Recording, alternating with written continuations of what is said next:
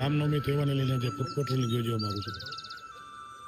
આવતીકાલે જ્યારે સમગ્ર દેશમાં ઉત્સાહથી રામનવમીના તહેવારની ઉજવણી થવાની છે, એ અંતર્ગત જૂનાગઢ જિલ્લામાં 20 કરતાં વધારે જગ્યાએ રામનવમી નિમિત્તે ભગવાન શ્રી રામની શોભાયાત્રા નીકળનાર છે. ખાસ કરીને જૂનાગઢ શહેરમાં જે બે મોટી શોભાયાત્રા નીકળે છે, એક ઉપરકોટ રામજી મંદિરથી શરૂ કરી આઝાદ ચોક એમજી રોડ થઈ અને જવાહર મંદિર સુધી જાય છે. બીજી શોભાયાત્રા ઝાંઝરડા રોડ ઉપર નીકળે છે.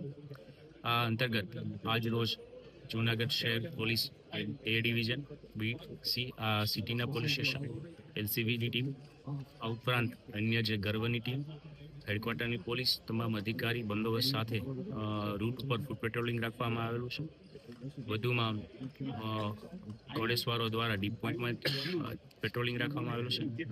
તમામ વિસ્તારના જે ડીપ પોઈન્ટ છે, અગાસી અને અન્ય જે મહત્વના લોકેશન છે તે ચેક કરવામાં આવેલા છે. ડ્રોન મારફતે પણ સર્વેલન્સ કરવામાં આવનાર છે.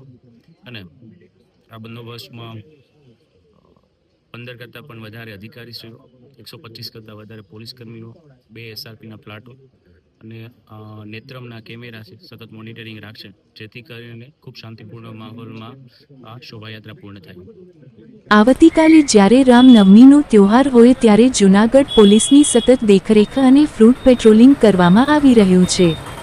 આપ જોઈ રહ્યા છો જૂનાગઢ ડીવાયએસપી સાહેબ તેમજ A ડિવિઝન, B ડિવિઝન તેમજ C ડિવિઝન પોલીસ સાથે ટ્રાફિક પોલીસ પણ આપ ફ્રૂટ પેટ્રોલિંગમાં જોડાયેલ હોય અને જૂનાગઢ શહેરના રાજમાર્ગો ઉપર ફરીને લોકોને શાંતિનો સંદેશ આપેલ હોય અને આ રામનવમીનો તહેવાર શાંતિના માહોલમાં ઉજવાય તેવું લોકોને જણાવેલ.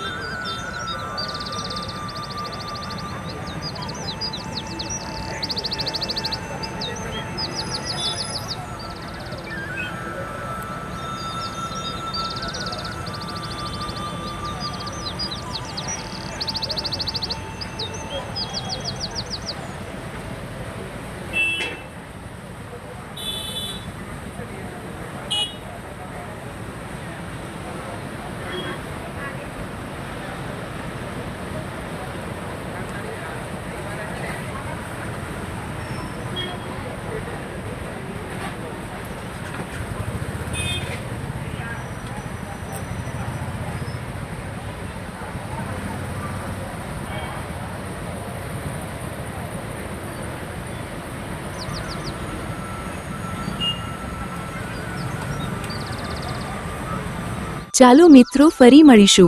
હેલો ગુજરાત ન્યૂઝ ચેનલમાં બધાને મારા નમસ્તે.